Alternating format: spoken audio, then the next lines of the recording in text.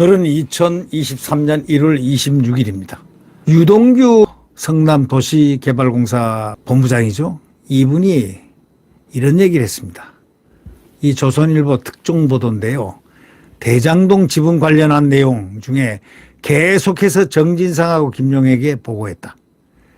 대장동 지분 관련한 걸 계속 보고했다는 겁니다. 작년 9월 이후에 이제 태도를 바꿔가지고 428억 약정을 자세히 이제 유동규가 검찰에 진술하기 시작했습니다. 대장동 사건 핵심인 유동규 전 성남도시개발공사 기획본부장이 작년 9월 말 검찰에 진실을 밝히겠다, 이런 진술서를 제출한 이후에 김만배 씨에게 대장동 수익 중 428억 원, 이걸 약속받았다는 과정에 대해서 구체적으로 이제 진술하기 시작했습니다. 조선일보 취재를 갖다 종합해보면 검찰은 유동규 씨에게서 2014년 6월 27일 정진상, 김용, 김만배 씨와 함께 의형제를 맺었다는 그 진술을 최초로 받았다는 겁니다. 이때는 이재명 당시 성남시장 재선에 성공한 직후였습니다. 이에 대해서 유동규 씨는 그 자리에서 김만배 씨가 종교단체를 통해서 이 시장의 선거운동을 도왔고, 남욱 변호사는 그와 함께 선거자금을 마련한 부분에 대해서도 얘기를 했다는 것입니다. 그리고 김만배가 법조계 로비에 특화된 사람이기 때문에 이 시장에게 도움이 될 수 있다고 봤다는 것입니다. 이렇게 진술을 한 겁니다.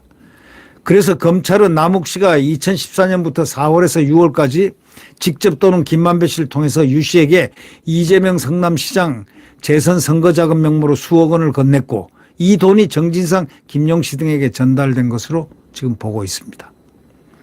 김만배가 대장동 지분을 정진상, 김용, 유동규에게 처음 약속한 시점이 2014년입니다. 유 씨는 당시에 김만배 씨로부터 대장동 수익 지분을 받기로 한 사실이 있다, 이렇게 얘기했습니다.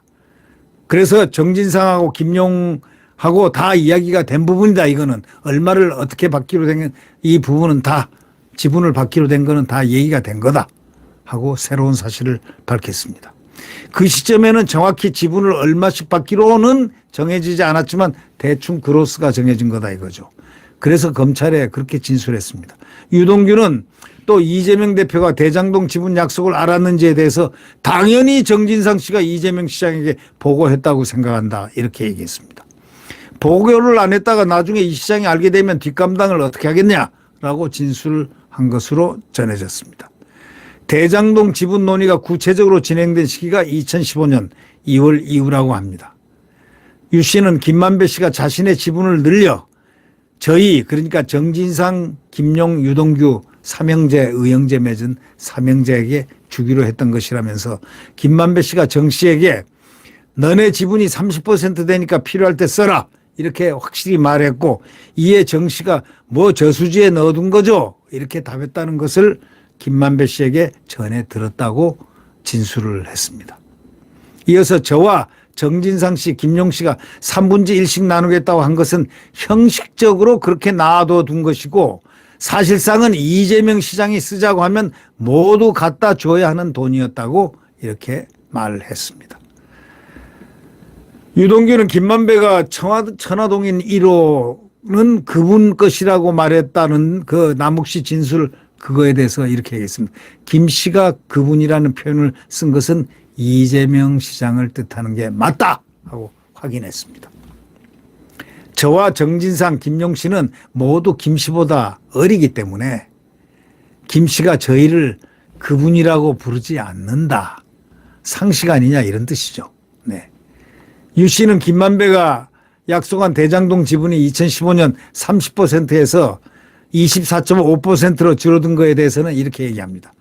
김 씨가 주도적으로 지분을 정했고, 김만배가 정진상, 김용 씨에게 변경된 지분에 대해서 알려주면은 그냥 하고 특별한 반응을 보이지 않았다는 것입니다. 이란 소리까지 기술했습니다. 하고 좀 못마땅하지만 하고 특별한 반응을 안 보였다는 것. 김 씨가 줘야 받는 것이기 때문에 저희들 입장에서도 지분을 더 달라고 이렇게 빡빡 우길 수가 없었지 않겠느냐 압박할 수가 없지 않느냐. 그런 상황이 아니었겠냐. 이렇게 반문을 하는 겁니다. 검찰은요.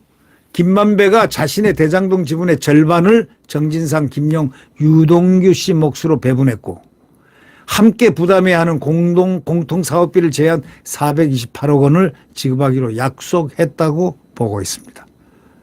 최근에 그 김 씨 등 5명을 이해충돌법, 이해충돌방지법 위반 혐의로 추가 기소하면서 검찰은 김 씨는 향후 이재명 대표 측 지분에 상응하는 금액을 교부하겠다는 계획을 설명했고 유 씨는 이를 정진상 씨를 통해 이 대표에게 보고해서 승인까지 받았다는 그것을 공소장에 적시했습니다. 결국 이제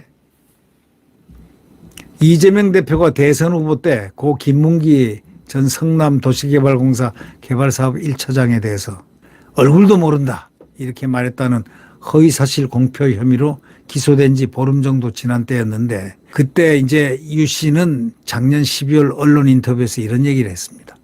김 전 처장을 모른다는 이 대표의 발언을 듣고 진술하기로 결심했다. 나도 저런 식으로 할 거 아니냐. 그래서 마음이 변한 동기가 바로 그거였다는 것을 밝혔습니다. 아니 매번 상도 10번인가 뭐 상을 줬고 그렇게 여행도 같이 가고 골프도 같이 치고 그렇게 또 한국에서만 골프 친 게 아니고 저기 호주까지 뉴질랜드 가서 골프를 쳐놓고 모른다고 하니 그러니까 그 가족들이 펄펄 뛰었다는 거 아닙니까? 문상도 안 오고 하니까 이 모른다고 했다니까 그 가족들이 얼마나 뛰었겠습니까? 사진도 다 있는데 예, 바로 이러한 그것을 보고 그 광경을 보면서 자기는 바로 이재명과 관계를 끊어야 되겠다고 결심을 했다는 겁니다. 그래서 진술을 하기 시작했다는 진술 동기를 말했습니다.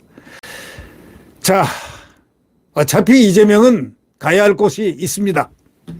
이 모든 의혹들이 만약에 법원에서 유죄가 된다면 혐의가 인정이 된다면 말이죠. 국립호텔에 갈 것이고 혐의가 인정 안 된다면 당대표로 다시 복귀하겠죠. 네. 둘 중에 하나 아니겠습니까? 가야 할 길이 두 길이죠. 그런데 전자의 길이 더 쉽겠습니까? 후자의 길이 더 쉽겠습니까? 그런 여러분의 생각에 맡기겠습니다. 버튼과 엄지를 눌러주시면 감사하겠습니다.